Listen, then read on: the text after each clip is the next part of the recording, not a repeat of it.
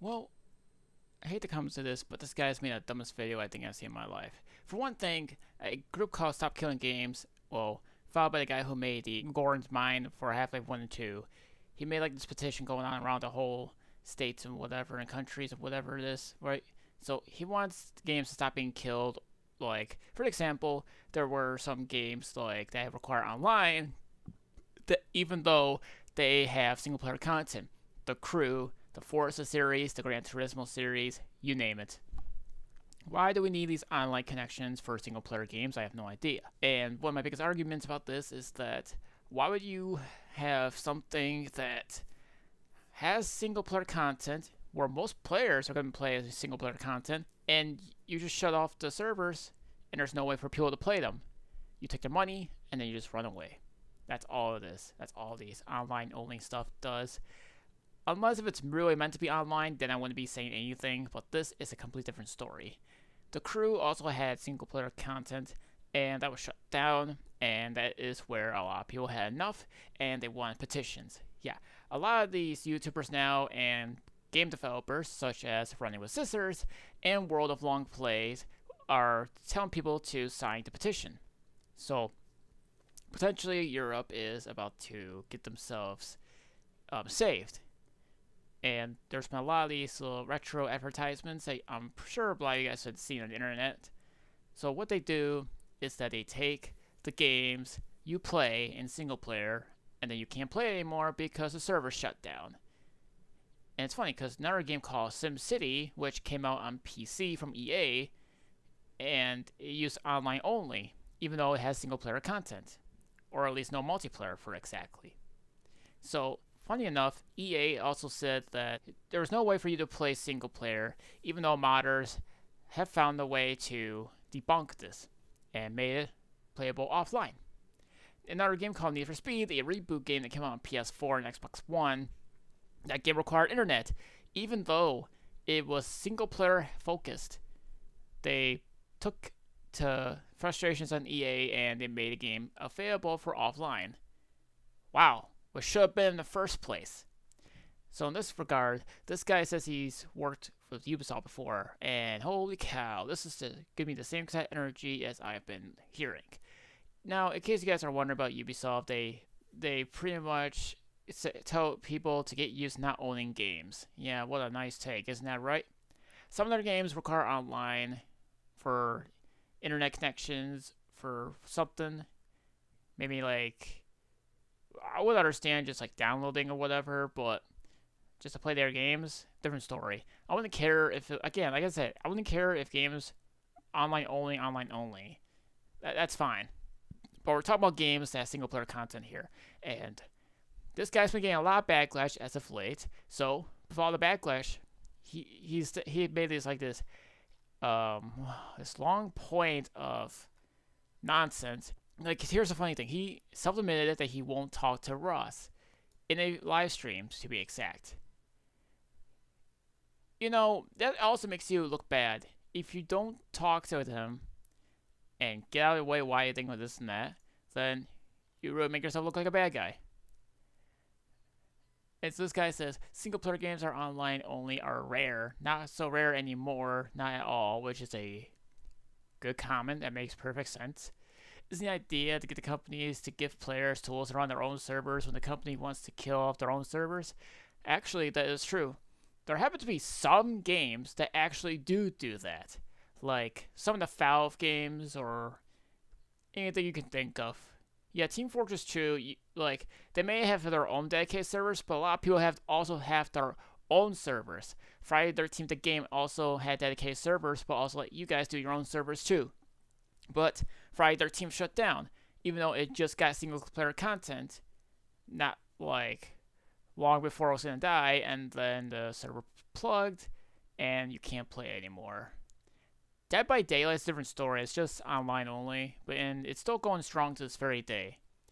The idea that people won't host the game servers if they aren't allowed to monetize them is extremely silly. There are decades of old games which are still playable thanks to fan hosting their own servers. This is pretty true.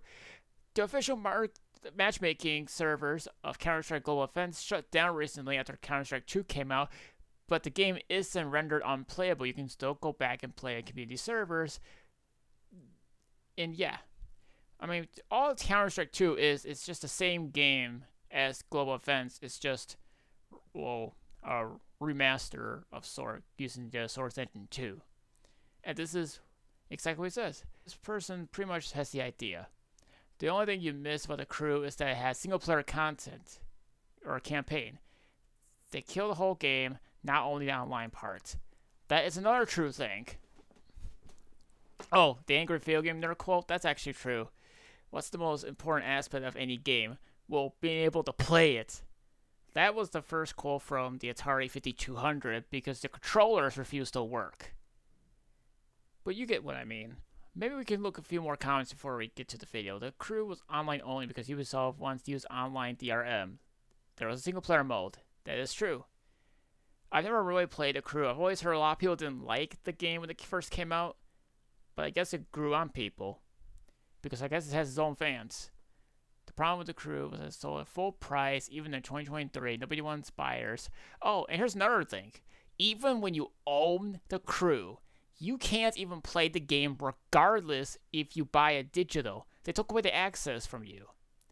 It's just like Epic Game Store took away the access to play Unreal Tournament, the Unreal Engine 4 version of that game. There is possibilities that you can play games offline mode. You just don't care.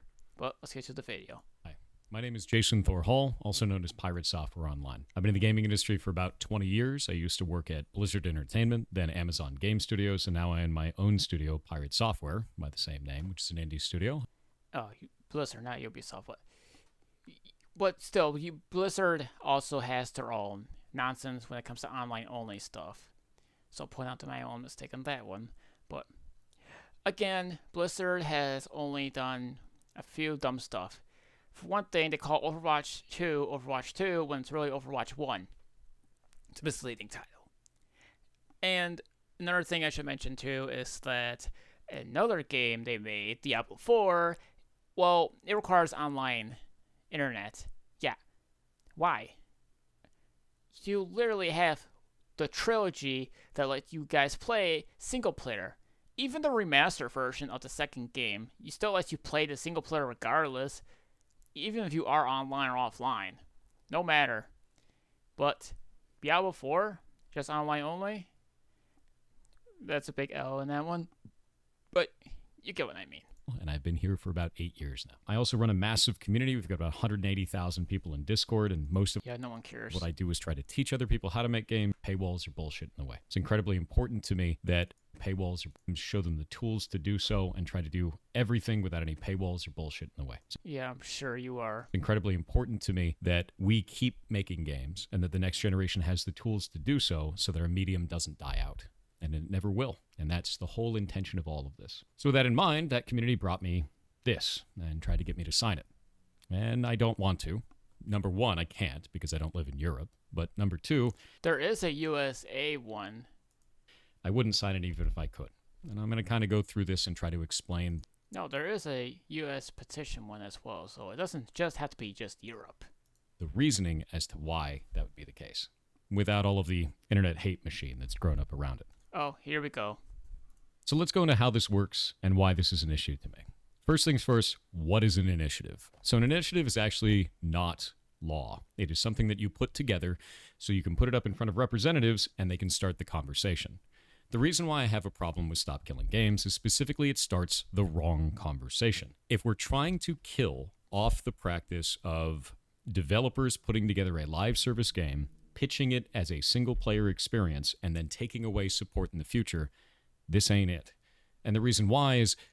And why isn't that? Specifically on this initiative, under its own description, it says, this initiative calls to require publishers that sell or license video games to consumers in the European Union or related features and assets sold for video games they operate to leave said video games in a functional playable state. Specifically, the initiative seeks to prevent the remote disabling of video games by the publishers before providing reasonable means to continue functioning of said video games without the involvement from the side of the publisher. This isn't always possible in all video games, and it doesn't call out the specific practice that this is supposedly trying to defeat. It is incredibly vague and will damage all live service games. Oh. Oh, really? Good. Because no one likes live service games. I've already told you guys why exactly. Another game I should mention is Marvel's Avengers, and that game did trash, and the servers are plugged, and guess what? The support's gone, and you can't buy the game digitally anymore. I mean, nobody liked the game anyway, which is actually funny too. And it's like I said, if you have a game that's live service, and you shut down game even though it has single-player content, you're basically just stealing people's money for your own greed and purposes. And Square Enix got rid of their studios for NFTs. How would you keep League of Legends in a functional, playable state? You'd have to re-architect the entire... The League of No. That's an online-only game. We're not talking about that. We're talking about games that have single-player content. League of Legends is an online-only game. You're missing the point. Game. The game is what is called client-server. So in client-server models, there's a server and there's a client, and all of the math, all of the game, everything happens on the server. Yeah, we know. We ain't dumb. Client just displays it. And the reason we know this because every time you go load it online, it always mentions clients. We want to do it that way is so that you can't teleport around and do a billion damage. You don't trust the client. You trust the server. The client just displays what it's told, right? So if we wanted to re-architect this, we'd have to take all of that server logic, push it back out into the client, and somehow make that playable in a multiplayer-only video game. That doesn't make sense to me. So this isn't going to work for all games. You leave out the fact he was talking about single-player games, not online-only games, buddy. Why is it calling out all games? And it's really easy to say, like, oh, that'll get worked out down the line. But we're dealing with government here. If we're going to be putting up these types of ideas, specifically in front of government, we need to be calling out the right issues, especially if you don't have precedent set. Because now you're going to be setting precedent on something that doesn't make any sense, with people that may not understand the nuance of our industry, all in the name of saving games. I can't agree with that. So let's go. Oh, really? You're saving games so people can preserve their games so they can play it anytime they're given. So what happens if you have a game that has internet only and you can't play anymore? I mean, here's another example. Now, I already just mentioned Gran Turismo, but one of their Gran Turismo games, known as Gran Turismo Sport, got shut down and you can't even play the game anymore, and they took down the game out of its marketplace. Again, just because you have a physical copy doesn't mean you have the ability to play those games. So you see what I'm saying here? If you have online connection that's required to play single player content, that's just dumb. Patch the thing in for an offline mode. Seriously. Even Redfall just did that not long ago, and the studio behind it shut down. So at least they did something smart before they were eventually seasoned off support. Even Back 4 Blood took down the whole thing. They ended support, but they put in an offline mode, which again, all these games should have had that in the first place. Go into why this is happening, right? So why did this start in the first place? What is the specific cases they've called out that are egregious? And they have one. It's The Crew. So action on The Crew. The video game The Crew, published by Ubisoft, was recently destroyed for all players and had a player base of at least 12 million people. Due to the game's size and France's strong consumer protection laws, this represents one of the best opportunities to hold a publisher accountable for this action. If we're successful in charges being pressed against Ubisoft, this can have a ripple effect on the video games industry to prevent publishers from destroying more games. First off, I don't like the idea in this that it has a player base of 12 million people. That is not how long-running games work. There is a large number of people that buy the game, and that player base slowly dwindles off until nobody is playing it anymore. Okay, we're talking about the sales here, dude. If a lot of those people bought the game, then that's how many people that actually bought the game and they can play it. Sometimes, the only reason why the player base is down is because they're not enjoying it and there's playing bugs and glitches, but the player counts come back up, that means there's something good. Or maybe sometimes they just beat the game. If there's any costs associated with keeping the game online, which this was an online video game, well, that has single-player content, mind you. They even said this a number of times, which I have no idea how you miss any of this. If you did the research, just like I did, you would have known this. But no, A so-called game developer like you would have known this, but you don't. Then eventually it costs more to keep it online than it does to keep running it, right? So the cost outweighs the amount of income for it. There are bad business practices that can occur in there. There are companies that will sell a online-only game as a single-player experience and kind of just put it into the TOS and hide it. Oh, wow. He talks about single-player content, huh? Like I said, you just proved my point. I don't know how you missed this. But not all companies do that. When they do, we should be calling out that specific company. Oh, wow. Not all companies. Actually, they all need a hint. Okay, let me ask you something, dude. Say if you bought a game that you wanted to play for quite a while, right? Say that your favorite game has single player, but only has online connectivity with no multiplayer. And what happens to the servers? They shut down. That means you can't play the game anymore, thus steal your money.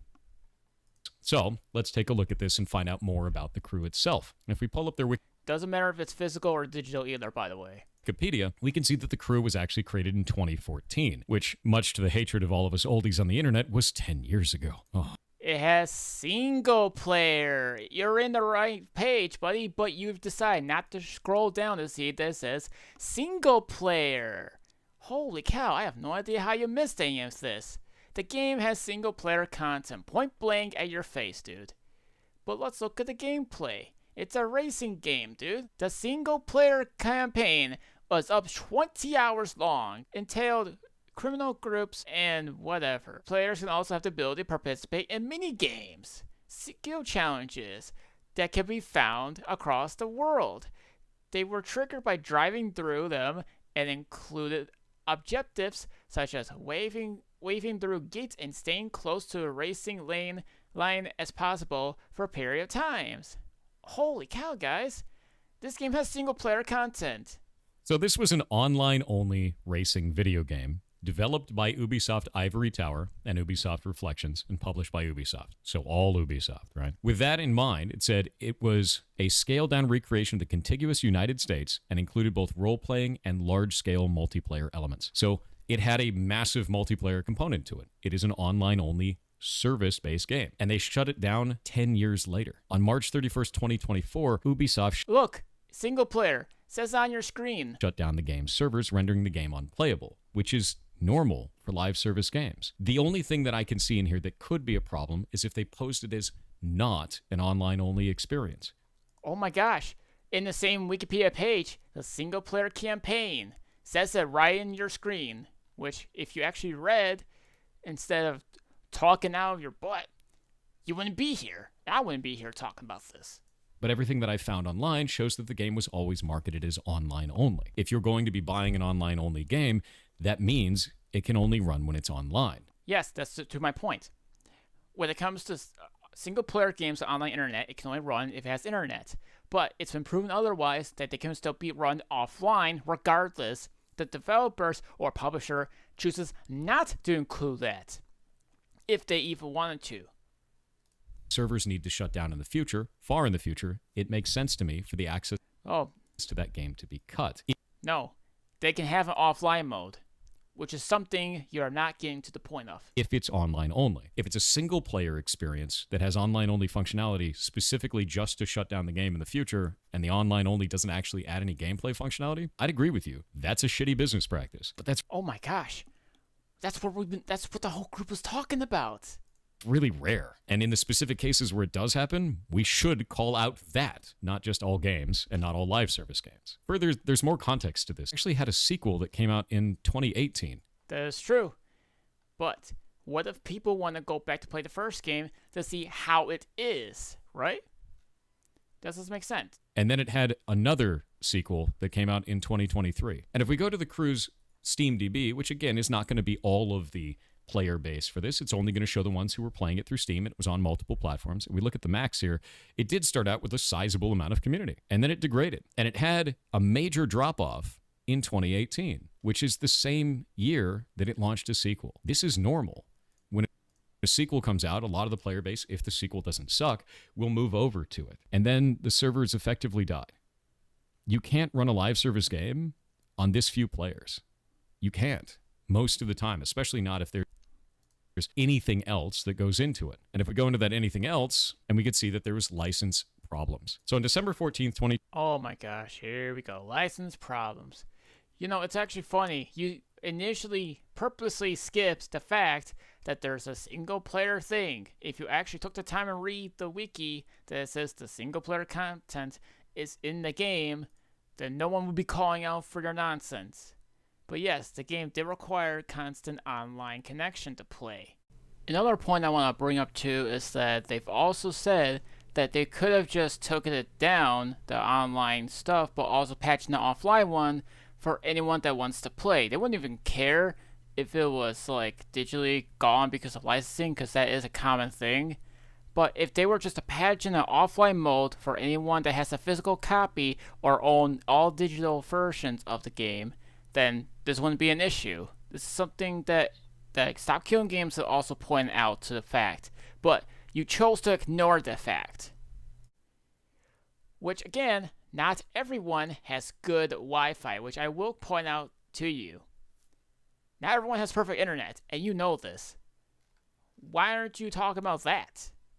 2023, Ubisoft delisted the crew and its expansions from digital platforms, suspended sales of microtransactions, and announced that the game's servers would shut down on March 31st. So they gave them 3 months. Usually I would say, hey, 6 months is probably a better deal, but if they're going to do 3 months, they're going to do 3 months. The only thing that I'd be interested outside of that is if there was a contractual obligation to do more than 3 months and they didn't follow it, if it was in the terms of service or not. Citing upcoming server infrastructure and licensing constraints. What were those licensing constraints? Well, it turns out that all of the cars in the game were licensed from the car companies. And a 10-year running game likely means that they had license to them for 10 years. And that means that it would likely Again, they could have just put an offline mode and just be done with it. But instead, we're here. Open for negotiation. Now, understand that's speculation, but I've seen this. Oh, and since we're halfway in the video or whatever, sign the petition. Seriously, it can help anyone out when it comes to online only, so-called online only. What happened to preserving games? You're not getting that. This type of a deal, and this guy doesn't get it. Many times in the industry, while I've been working in it. So it's not unlikely. If you're going to have to renegotiate on a game that has so few players and is not turning a profit anymore, you're probably just going to forego the renegotiation. Or you forget one other thing. Sometimes they might have some friends play with other people in these games. That's something you're missing out. And if you have no friends to play with these games, I'm sorry then. Those servers are aging, you're not going to want to recreate that infrastructure. And there are some people that'll say, well, just make it all single player. Well, I've explained that doesn't make any sense in the first place. Like I said before, if I had to show you it again, it literally says this game has single player content in a so-called online game that you don't need to be online to play. It shouldn't have to be in the first place. Seriously. It has single player and multiplayer. If you're making it all single player, you'd have to carve off all of that, and it's developer time and money. When you already have sequels out and the game has basically no players left anyway, it makes more sense to just move on. I don't find that to be a problem from the developer perspective, and I understand that people find that to be a problem from the player perspective. These are two different ideologies, and that's okay to have two different ideologies. I just won't agree with it because I understand the burden that puts if we raise that problem in the way that we are right now. If you try to tell me that every studio needs to run their live service game indefinitely or not want to run one at all, then no one's going to run them. And we're going to miss out on adventures like Final Fantasy XIV. And even though I don't play anymore, League of Legends or any other live service game. Oh, gosh. Did you know that it says Final Fantasy XIV Online? Final Fantasy XI Online? Those are online. And that's okay. Because if they're meant to be online-only games, that's exactly what they're being. Any of them. You're talking everything, like even phone games, as funny as that is. A lot of people don't realize that phone games require online-only activity. Some of it's true. Some of it's true.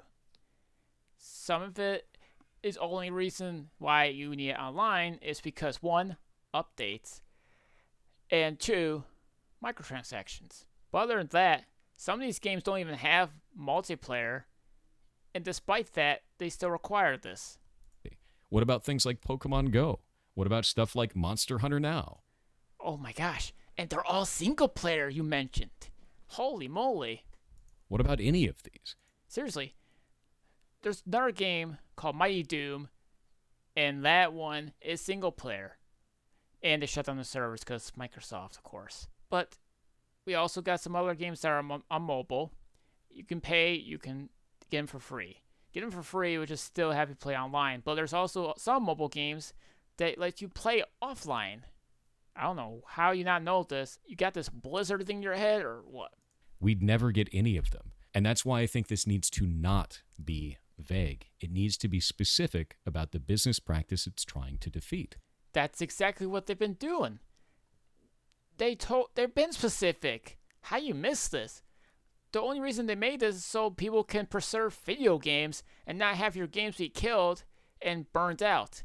Some people went out of their way to say that some people had also burned out some films. So meaning, if you filmed a movie that was once out and there's no re-releases of some sort, then you can't find the movie. There's been few movies that have had that happen before. And that's it. That's all I can tell you, dude. It's not just video games, but also in the movie department. Which is specifically companies that are doing this under the guise of it being a single-player game, but adding online-only functionality that is not necessary and doesn't add any gameplay elements. That's the problem. So now we're going to go to Ross, otherwise known as Accursed Farms, the creator of this initiative, and one of the ones that's pushing it the most online. I'm going to let him say exactly why he thinks that this will go through very easily and why it is important, and then I'm going to tell you why I don't agree with it. Comes law in the EU? Yeah, it might be.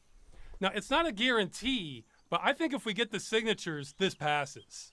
Why do I say that? Well, it's a few factors. Politicians like easy wins, and this doesn't require them to do much at all. And unless it involves gambling or protecting children, politicians generally don't care about video games. So this isn't of big consequence to them or most of their constituencies. I'm going to stop it there for a moment. The assertion that politicians just like easy wins, so this legislation will go through, but the politicians don't care about a multi-billion-dollar global industry and that it doesn't matter to their constituencies is incredibly absurd to me. I don't think this is the right direction at all for a movement like this. I think it's incredibly damaging and it makes our entire industry look bad, both How? on the player side and the developer side. If we're going to be putting forward anything that may eventually turn into legislation, it should be passing because it's the right thing to do for consumers and developers and that there's some kind of a middle ground, not just because it's an easy win and politicians don't care. You said it makes developers look bad. Well, how about you stop this online-only nonsense that has single-player content, and then they want to make themselves look bad. I mean, they've already made themselves look bad already, and you're making yourself look bad. And you're a game developer. I know one game developer, and he hates that nonsense. This sets us off on a completely wrong foot. EU law is already unclear on a lot of this practice anyway. And that's dangerous. If we're going to be setting precedent, which could change the way that law works all the way down the road, then we need to be sending the right message, which this is sending a vague message that doesn't cover the actual problem. So It's already covering the actual problem. He's explained this to you 100,000 times. Attention, if you or a loved one has purchased the piece of video game software, The Crew, you have been stolen from. The software company Ubisoft has remotely destroyed all copies of the game, no matter when or where you purchased it. Ubisoft is ignoring consumers who try to request fixing the software or getting their money back. There is only one way to prevent this scale of mass fraud. Visit StopKillingGames.com now to take legal action against Ubisoft, no matter where you live. See, and it's not just Europe. It's just the point exact to tell you what I mean.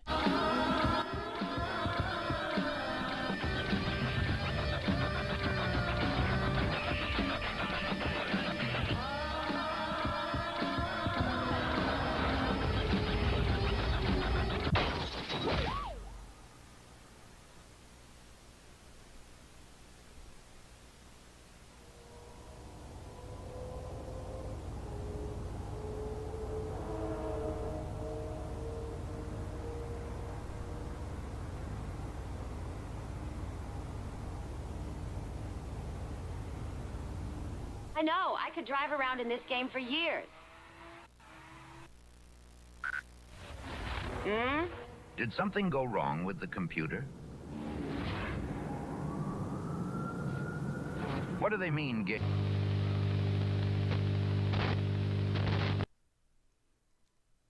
In case you still don't know what I mean, I have no idea. They made clarifications of this, but yet you probably didn't see the videos. Now let's get back to it. So this is not a win to me. This is a huge risk. And we would be making it. I don't know how this whole thing's a risk. If you want people to continue to have these games with single player content online only, they shut it down, even though you get it. This is one thing. This is one thing, right? Say you're new to gaming, right? And you just want to get this one game, right? You go over there and you play it, and then you can't go online or whatever. You can't play it, right? You'd be like, oh, why is the game not working? Well, because the internet is the publisher took down the servers. Yeah.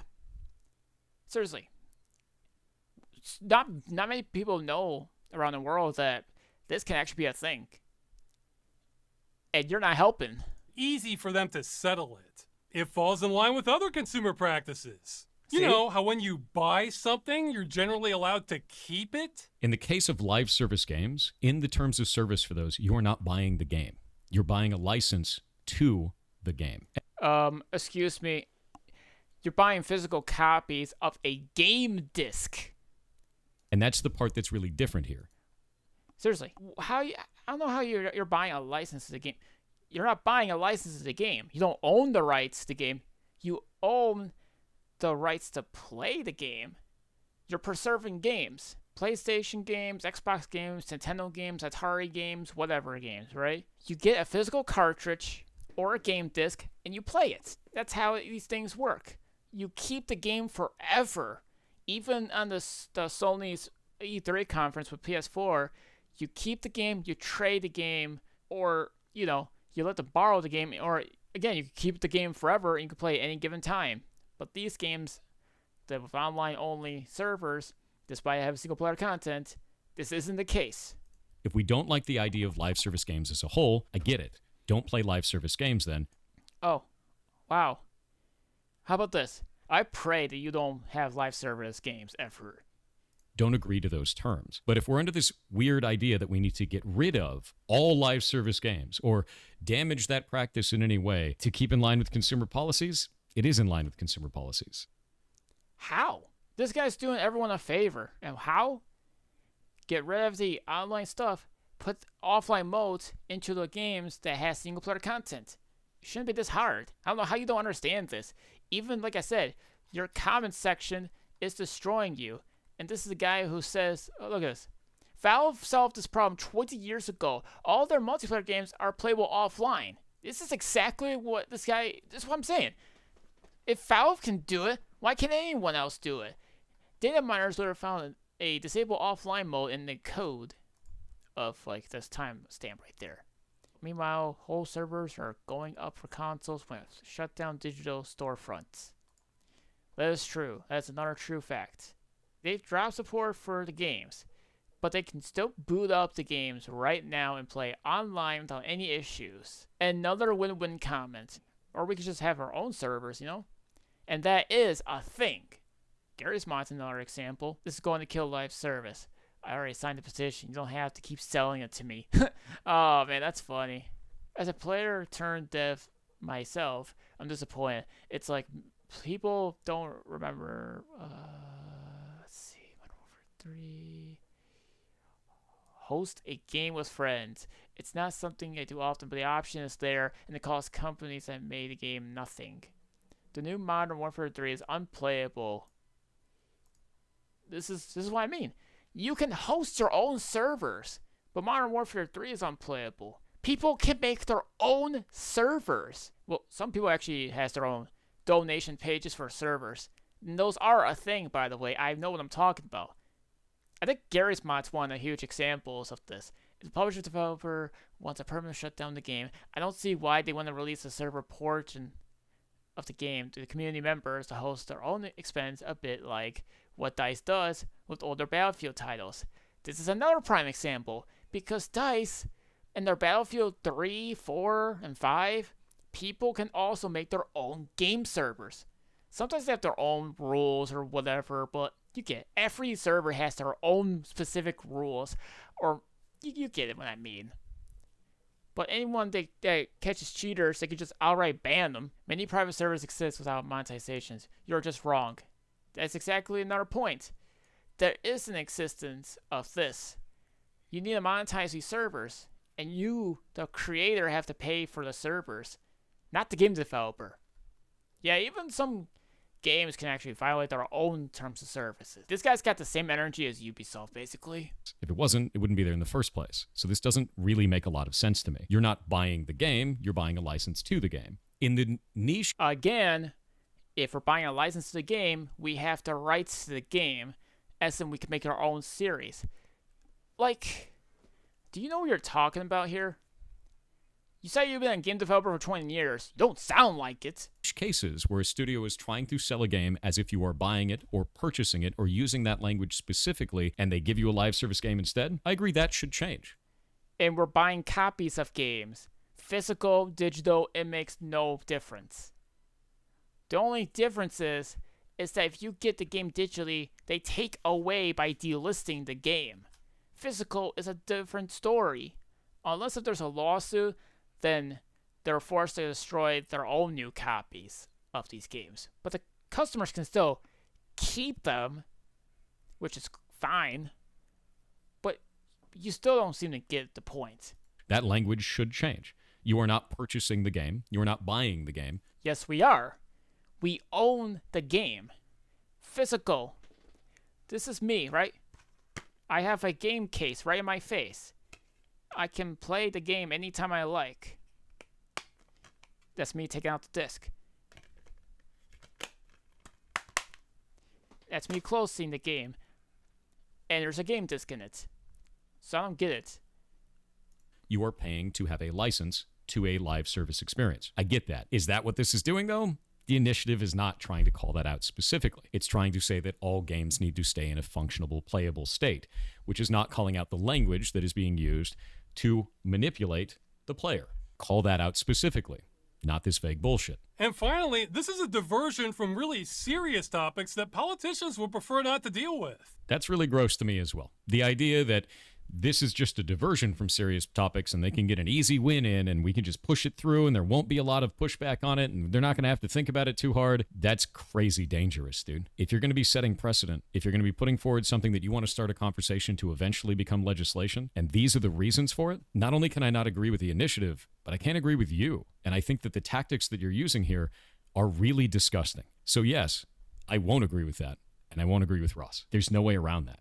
I think this is gross. To sum it all up, no, I will not be supporting the initiative Stop Killing Games. You're not going to change my mind on it because I find this language to be incredibly vague and damaging to the rest of our industry. I think that it will be bad for both developers and players down the line in the way that it is currently written. And I think that starting a conversation that doesn't get to the core of the issue is both wasted time and leads to potentially bad outcomes. I don't know how it's bad for the players. We as the players are signing a petition for the thing. And we are using our voice in concern as to why these online games are like this. Even with single-player content, as I once mentioned again, which I don't know how this is not going through your head.